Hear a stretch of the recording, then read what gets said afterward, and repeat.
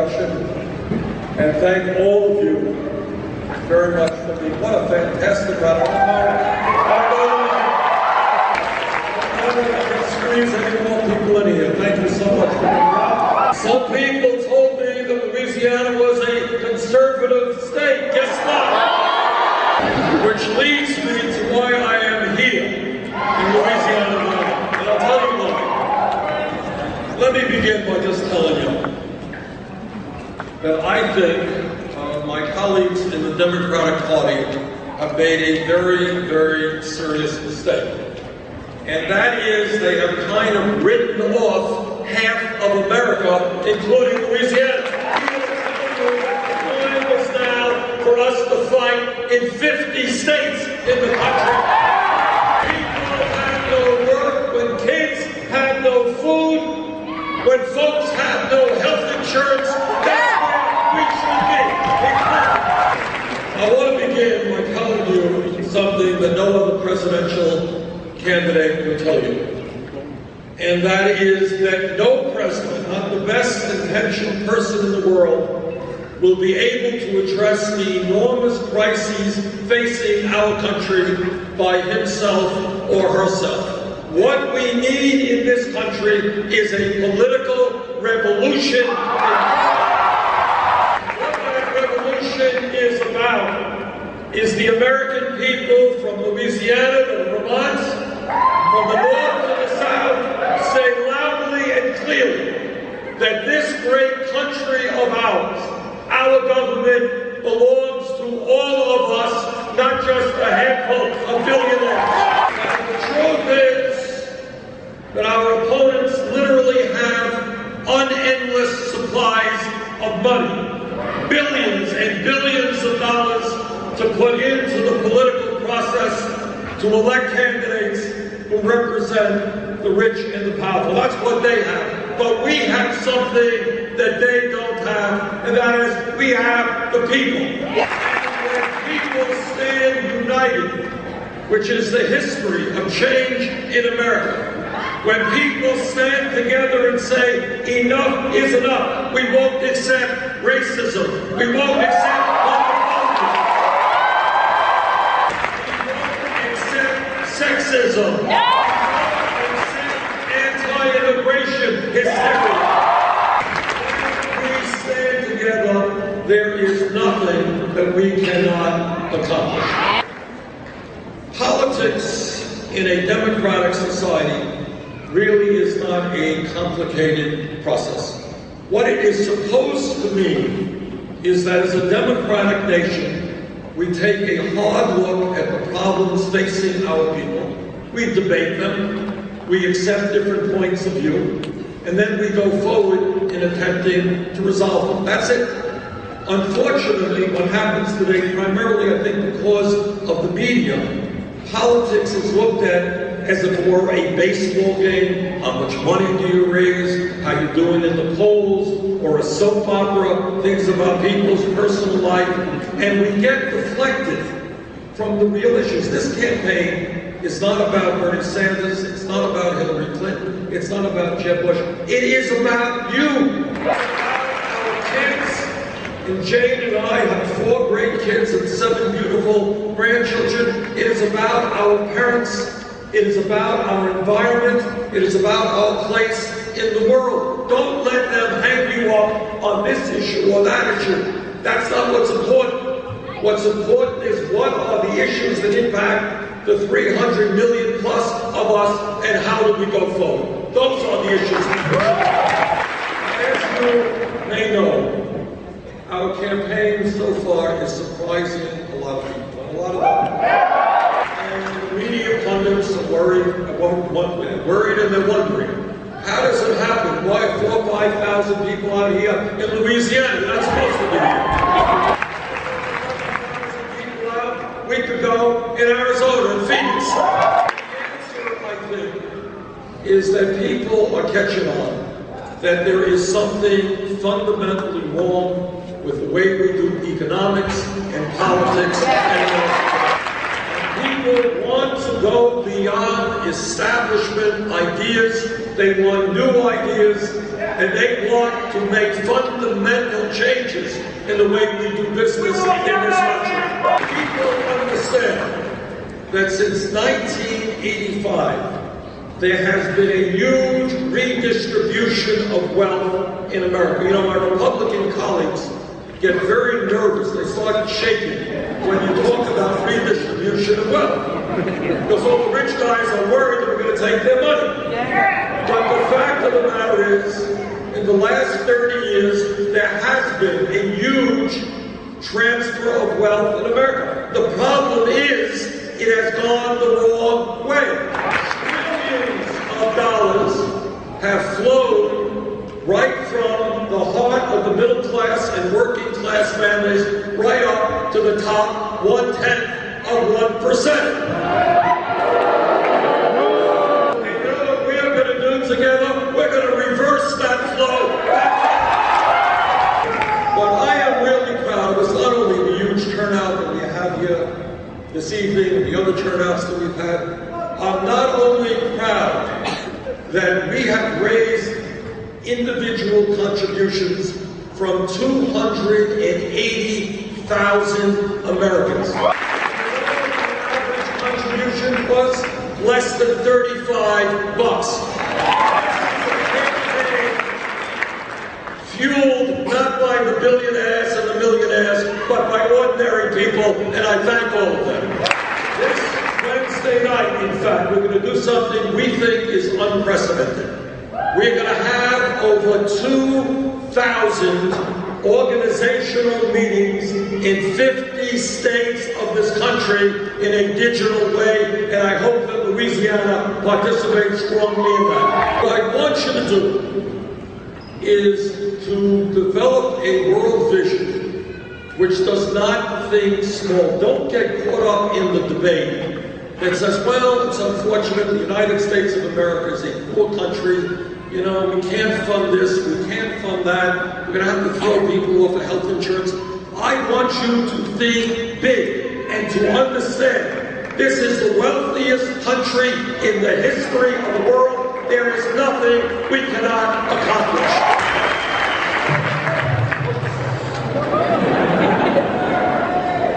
Let me just touch on a few of the issues that I think are important. At the top of my list is the issue of income and wealth inequality. Today in America, as I just mentioned, we are the wealthiest country in the history of the world, but most people don't know it. And the reason that most people don't know it is that almost all of the wealth is flowing into the hands of the few. Today in America, we have more income and wealth inequality than any other major country on earth, and it is worse today than at any time since 1928. The issue of income and wealth inequality, when you think about it, when you put it on the table, is the great moral issue of our time, it's the great economic issue of our time, and it is the great political issue of our time. What do I mean by that? What I mean by that is this. Are we content as Americans to see a proliferation of millionaires and billionaires at the same time as we have the highest rate of childhood poverty of any major country on earth? Are we content to see almost all of the new income going into the hands of the top 1 or 2% when millions of people throughout this country are working longer hours for lower wages? Let me be very clear. There is something profoundly wrong when the top 1/10 of 1% owns almost as much wealth as the bottom 90%. There is something profoundly wrong when one family, the Walton family of Walmart, owns more wealth, one family, than the bottom 130 million Americans. There is something profoundly wrong when in the last 2 years, the wealthiest 14 people in America saw their wealth increase by $157 billion in 2 years. More wealth than is owned by the bottom 40% of the American people. This grotesque level of income and wealth inequality is immoral, it is bad economics, it is unsustainable, it is un-American, and together we're going to change it. The very, very rich get much richer, and virtually everybody else gets poorer. That is a rigged economy, and that economy is going to change. We are going to create an economy that works for working families and not just the super wealthy. This campaign is sending a loud message to the billionaire class. You cannot have it all. You cannot get huge tax breaks when children in America go hungry. Continue to send our jobs to China when people in America are desperately suffering. You cannot hide your profits in the Cayman Islands and in other places when there are so many unmet needs in this country. And our message to the billionaire class is their greed, which is destroying this country, has got to end, and we are going to end it for them. But when we talk about the economy, we are not only talking about the grotesque level of income and wealth inequality. What we are also talking about is the tragic reality that for the last 40 years, the great middle class of this country, once the envy of the entire world, has been disappearing.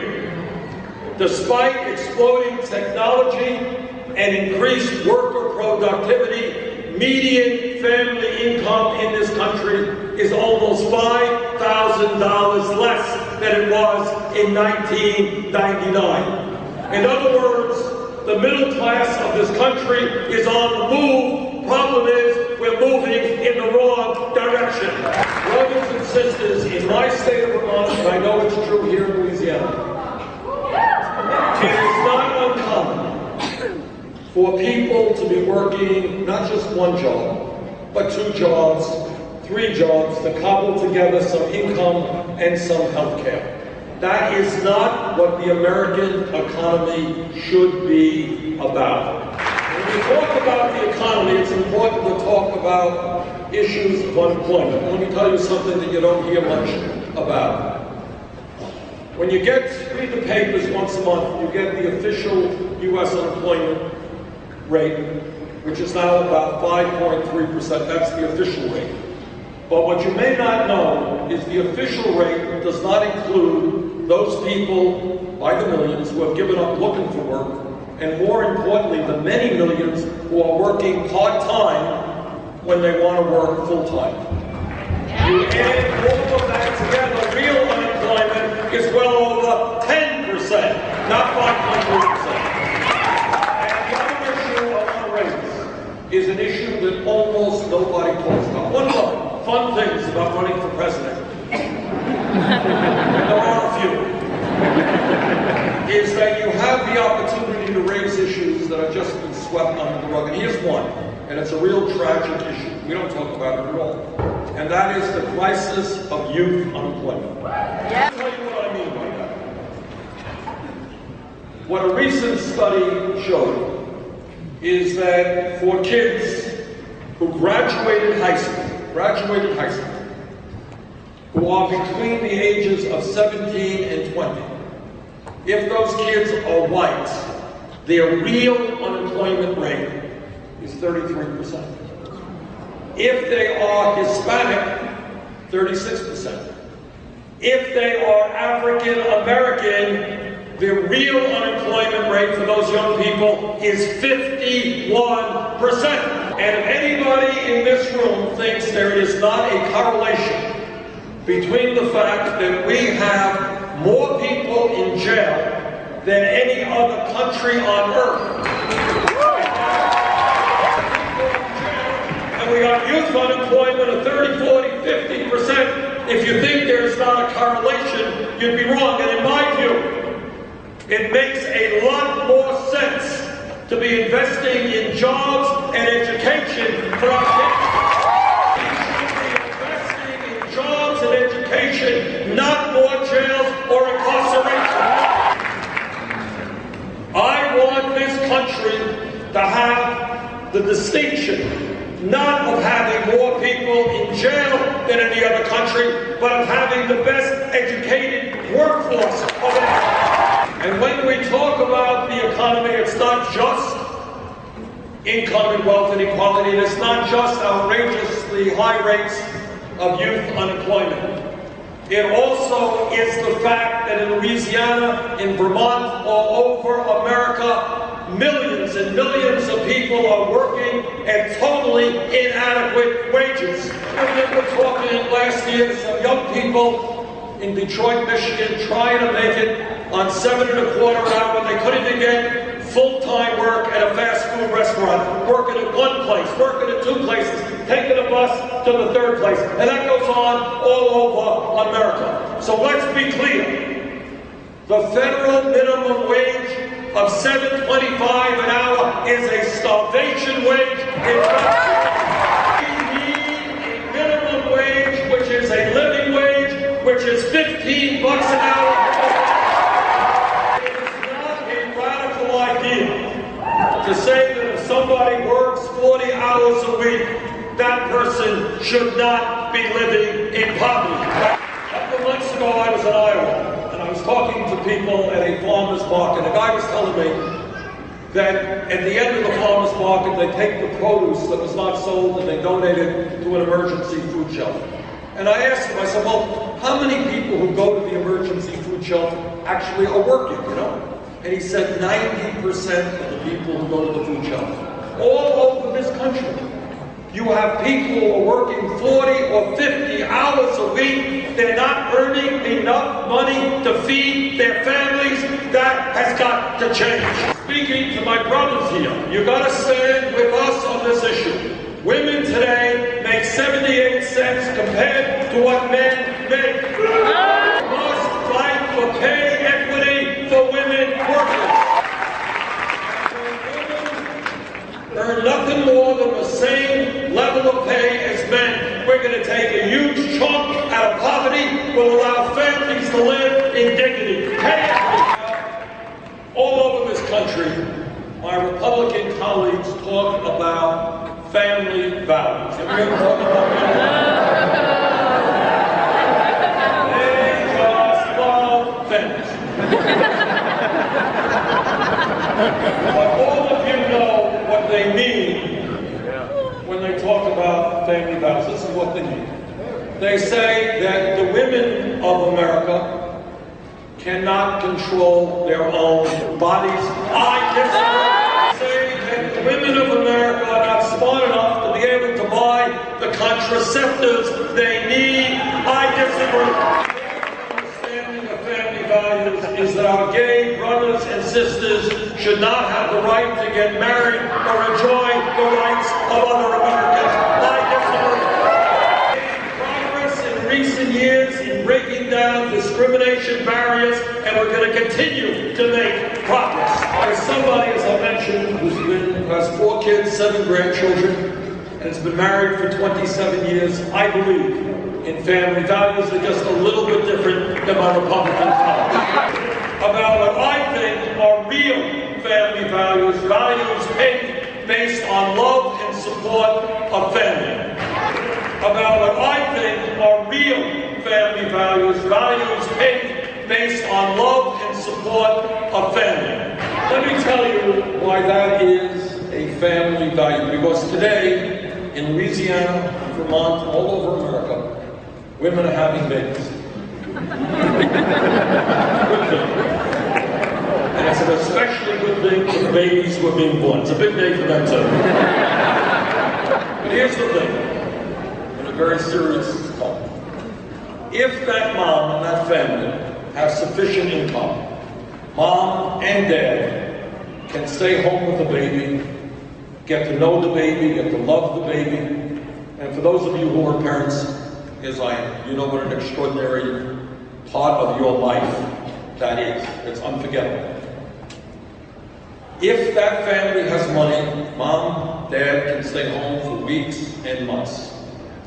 If that mother does not have sufficient income, she is forced to go back to work in 3, 4, 5 days, separated in this momentous hour of her life from her offspring.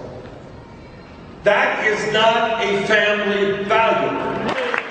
Forcing, for economic reasons, a mother to go back to work and separate her from her baby is not something that should take place in America. And that is why, if elected president, we will have 3 months of paid family leave. The United States is also the only major country on earth that does not guarantee paid sick leave. Now, I don't know about you, but I travel around a lot and I go to a lot of restaurants, and I would very much prefer not to have somebody who has the flu or some contagious disease handling. Let me mention something else to you. Some of you will know and some of you may not know. And that is, as a result of the collapse of the American middle class, in order to get by, to earn enough money, the American people are now working the longest hours of any people in a major industrialized country. Let me mention something else to you. Some of you will know and some of you may not know.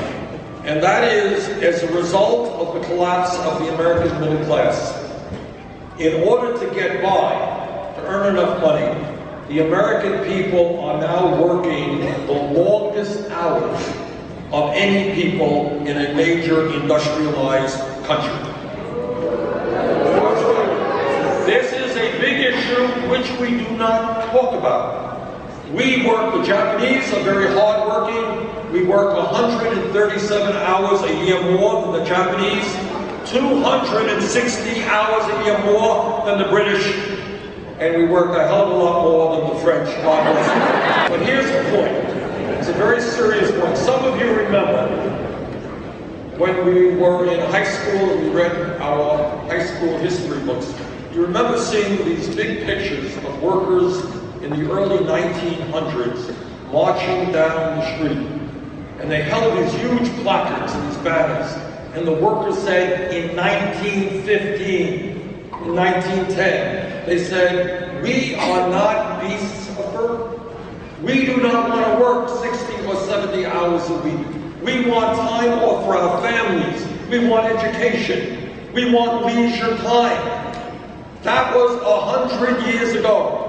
Today, unbelievably, 85% of working men and 65% of working women work more than 40 hours a week. And for many workers, they have 0 vacation time. So I think that every American worker is entitled to at least 2 weeks paid vacation. When pollsters go out and they call you up on the phone and they say, what's on your mind? Usually the answer is jobs. We're worried about jobs. Why are people worried about jobs? They're worried about jobs because they know that unemployment is high. They know that if they're 55 years of age, they can walk into work tomorrow and find their job replaced by somebody half their age and half their wages. That is why we need a massive federal jobs program to rebuild our crumbling infrastructure. Our roads are crumbling. Our bridges are crumbling. You know about water systems here in Louisiana. Our water system is falling further and further behind other countries. If we invested $1 trillion over a few years, we could create 13 million decent-paying jobs. The time is long overdue to take a hard look at our trade policies. After permanent normal trade relations with China have resulted in the loss of millions of decent-paying jobs, we need a trade policy which demands that corporate America invest in this country. And when we use terms like greed and recklessness and illegal behavior, these are just a few words to describe the crooks on Wall Street. We bailed out Wall Street because the major banks were too big to fail.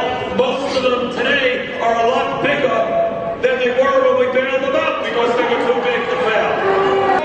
Bring back Glass-Steagall legislation. Every other issue. As some of you know, as most of you know, 5 years ago, the United States Supreme Court made one of the most disastrous decisions in the history of the country. In a 5-4 vote, the Supreme Court said to the billionaire class, they said, okay guys, you already own much of the economy. We're going to allow you to buy the United States government, and that is what they are doing right now. I have not made many promises during this campaign, but here's one I will make to you.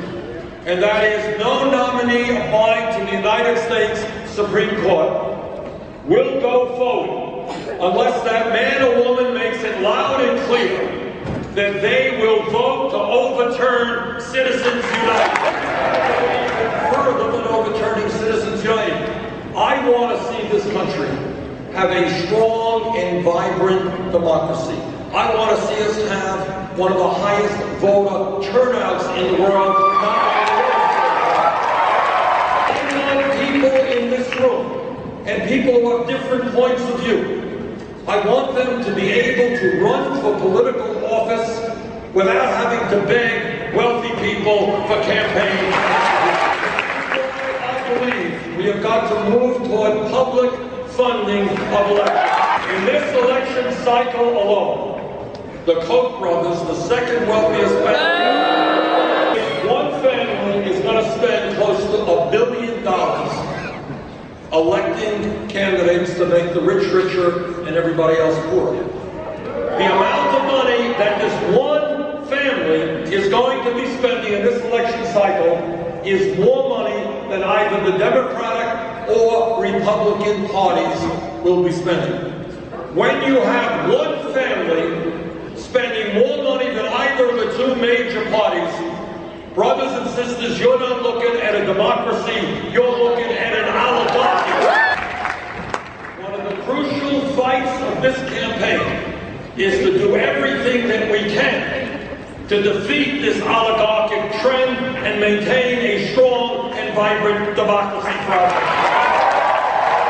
When we talk about the issues facing this country, all of us must be aware that we are living in a highly competitive global economy. And if we are to succeed, we need the best educated workforce in the world. It is incomprehensible to me that in America today, we have hundreds of thousands of bright young people who want to go to college, who want to be doctors and scientists and engineers, but they can't go to college because their family lacks the income. And it's not only unfair to those young people, it is dumb if we're talking about the future of America. That is why I have introduced legislation which would make every public college and university in America tuition free. What that means. Because it's not only important for those who are in high school who want to go to college. What it means is that kids here in the New Orleans area, in my state of Vermont, who are in the 4th or 5th grade, whose parents have never gone to college, whose family has no money, what they will understand is one simple point. If they study hard and they do well in school, they will have the opportunity to get the education. There's another issue. I am not insensitive to the fact that I am in Louisiana, where there's a lot of fossil fuel. But let's be frank about another issue. And that is, in terms of climate change, the debate is over. According to the almost unanimous scientific community, climate change is real. It is caused by human activity. It is already causing devastating problems in our country and around the world. And what the scientists tell us, in no uncertain terms, is if we do not get our act together, the future of this planet will be very, very dangerous. What they are talking about is that by the end of this century, the planet Earth will be between 5 and 10 degrees Fahrenheit warmer, more drought, more floods, more extreme weather disturbances. You know something about extreme weather disturbances? Yeah. More rising sea levels, more global conflict as people fight for limited natural resources. We have the moral responsibility to lead the world in transforming our energy system away from fossil fuel to energy efficiency and sustainable energies like wind, solar, and geothermal. I am more than aware that there will be economic dislocation, and as part of any climate change legislation, we must protect those people who will lose their jobs and help them get new jobs. Some of you know, some of you don't, that there is one major country on earth that does not guarantee health care to all people as a right. That's the United States of America, and that has got to change. In Burlington, Vermont, it's about an hour away. Well, we've got a few Burlington. It's an hour away from Canada. In Canada, everybody has health care. In the UK, everybody has health care. In Germany, everybody has health care. Throughout Scandinavia, everybody has health care. In the United States of America, everybody should have health care. Everybody. That is why I believe in a Medicare for all single health. Let me conclude by telling you that what you already know. Change does not take place without struggle. Frederick Douglass, the great abolitionist, said freedom is never given to anybody, it has to be struggled for. We should be very proud that in the last many years we have made great progress in civil rights, in women's rights, in gay rights, in disability rights. But all of us know the struggle continues. When an African-American woman gets yanked out of her car, when that happens, and when we all know that would not have happened to a middle-class white woman, we know that we need some serious change in criminal justice in this country. I was a mayor for 8 years, and I worked hard with the police. Anyone who thinks being a police officer is an easy job is pretty mistaken. It is a tough job. But what we have got to do, that's right, police officers deserve a lot of support. Is to make sure that our police departments are part of the community, are not seen as threats.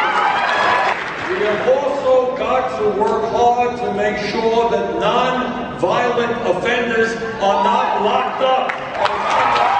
And when we talk about bringing our country together, we have also got to recognize that there are 11 million undocumented people in this country. And our job is not to demonize them, not to make racist comments about them, but to a path toward citizenship. As I said earlier, this campaign is not about me. This campaign is about you and 300 million other Americans. And what I've also said time and time again, no president can do it alone. We need a grassroots political movement of which I hope you will become part. Do not let our opponents divide us up by race. Do not let them divide us up by sexual orientation. Do not let them divide us up by gender or by the I want to just conclude by reminding you of something. A couple of years ago, I was way up in northern Vermont, and I was at a meeting which was sponsored by a veterans organization to honor the men and women who fought in World War II. It was a very moving experience. And by the way, when we talk about issues, as the former chairman of the Senate Veterans Committee, I hope you all agree with me that we are never going to balance the budget on the backs of the men and women who work hard. And when I was there, a young woman playing a video. It started the meeting with a video. And the video was the video of Franklin Delano Roosevelt on December 8, 1941. You all remember what that was? That was one day after Pearl Harbor. And here was the point. On that day, Roosevelt was declaring war against Japan, and a few weeks later he was declaring war against Germany. It was the start of World War II. On that day, December 8, 1941, the United States military was unprepared to fight the kind of war that it was going to have to fight. The military was not strong. We were not producing the planes, the guns, the tanks, the ammunition that we needed. But here's what happened in America. In 2.5 years' time, the war was essentially won because the American people came together. And they won a war on two fronts. Now, if we could do that 60 plus years ago, don't tell me that the United States of America today, the wealthiest country in the history of the world, can't guarantee health care to all people. That when mom and dad go to work, they can't know that their kids are in the best child care system in the world. That every kid in this country can't get an education regardless of the income of his or her family. Don't tell me that we can't expand Social Security so that all of the elderly and the disabled have at least a minimal standard of living. My simple point is this. When we come together as a nation, when we are prepared to stand up to the greed of Wall Street and corporate America, when we are prepared to tell them that this great country belongs to every man, woman, and child, and not just to a handful of billionaires, when we have the courage to do that, there is nothing we cannot